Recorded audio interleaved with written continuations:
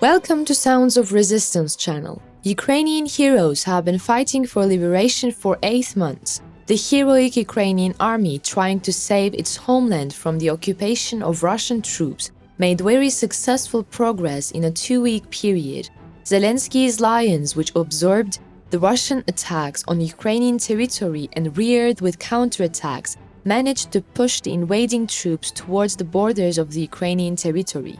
Last week, the Russian administration targeted the capital of Ukraine, Kyiv. The Russian army, which attacked Kyiv with dozens of Iranian-made Shahed 136 unmanned aerial vehicles, caused the death of dozens of innocent Ukrainian civilians there. The Russian army, which does not hesitate to attack even public places, such as Ukrainian schools, hospitals, and theater buildings under the command of the Russian administration, knows no borders anymore. Since the beginning of the war on February 24, the Russians who have committed human rights violations and war crimes in Ukraine are doing everything to make a gain in this struggle. But despite all this, the heroic Ukrainian army is brave enough to resist these attacks of the Russians, because Zelensky's cavalry, which ended the 22 attacks by the Russians against Kyiv with Iranian-made unmanned aerial vehicles in the skies of Ukraine before it even started, does not give that opportunity to Putin's soldiers. Not only the soldiers of the Ukrainian army, but also the Ukrainian security became involved in the resistance movements against the Russian attacks on Kiev. Ukrainian security personnel had shattered an Iranian-made Shahed 136 drone in a central area in Kyiv while it was still in the Ukrainian sky. The heroic Cubs of Ukraine managed to shoot down the Shahed 136 drone with their submachine guns. The cost of one of the Iranian-made Shahed drones to the Russians is $20,000, and the Russian administration has received thousands of Shahed 136 drones from the Iranian government. In addition to the Shaheds, the Moscow administration has procured dozens of missiles and defense systems from the Iranian government. But the Iris-T defense systems, which the German government supplied and promised to continue to supply to the Ukrainian army, created an event on the world agenda and put the Russian government on a red alert.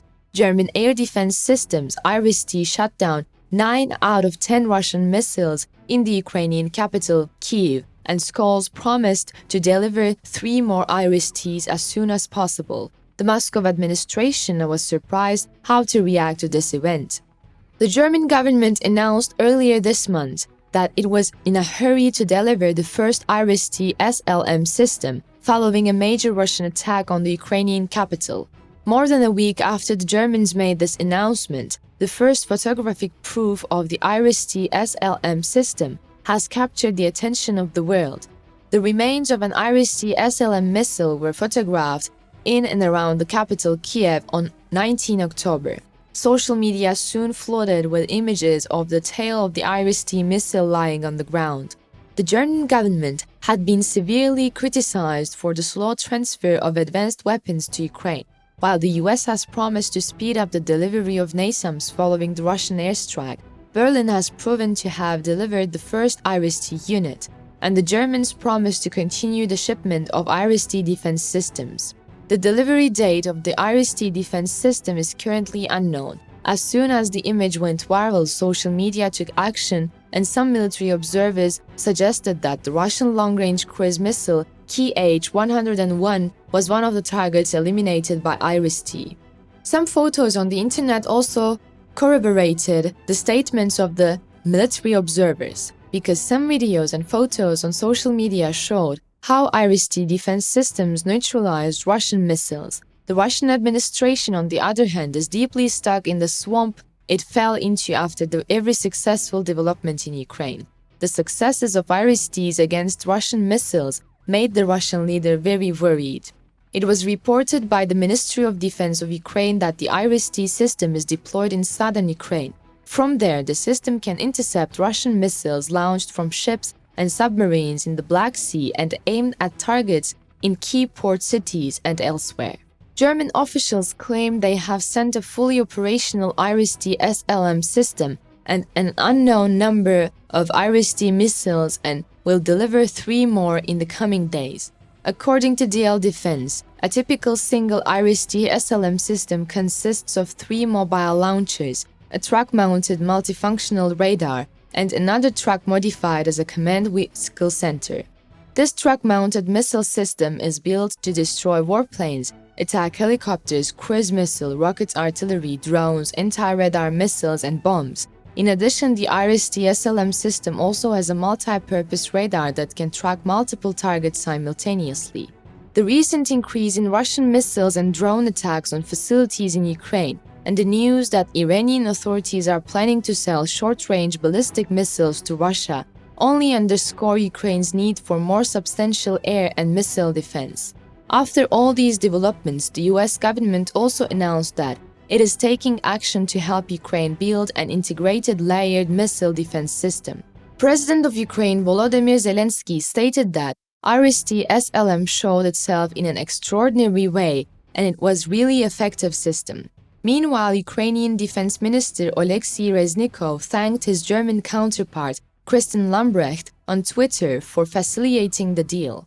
However, shortly after the Iris-T's use in Ukraine became known, the Ukrainian Ministry of Defense tweeted, "More Iranian drones and Russian missiles have made their way to the Russian warship.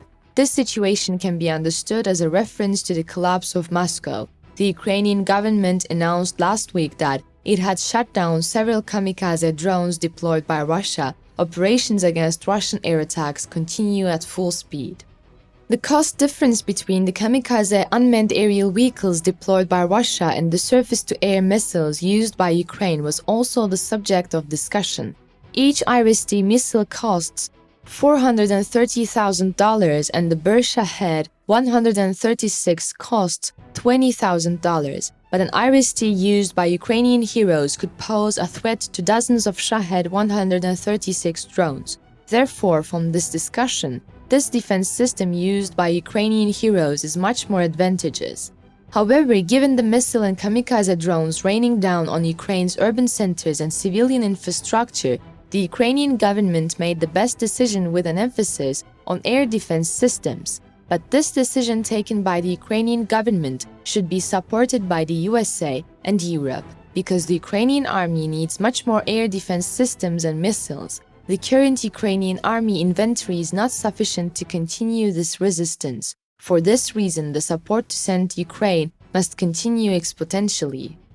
Ukrainian President Volodymyr Zelensky requested the seven-nation group to provide Ukraine more air defense systems last Tuesday, a day after more than 80 Russian missiles were rained down on Ukraine. Speaking at a virtual meeting, Mr. Zelensky, in a measured tone, thanked the participating countries for the military assistance they have already provided, expressing that time is limited for further assistance. The main request of the Ukrainian president was for more anti-missile systems or funding for such equipment.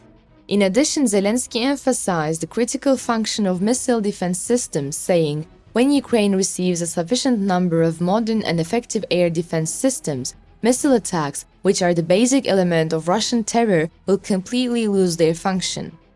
Zelensky added that Russia should protect its country from Iranian-made drones, which exploded at that time of the impact and became an important war tool for Russia. Mr. Zelensky said he was informed every 10 minutes of any drone sightings on Ukrainian soil. Zelensky thanked the Group of Seven for the latest sanctions against Russia, but pressured the Group of Seven to continue the sanctions in order to further reduce Russia's revenues from the energy sector.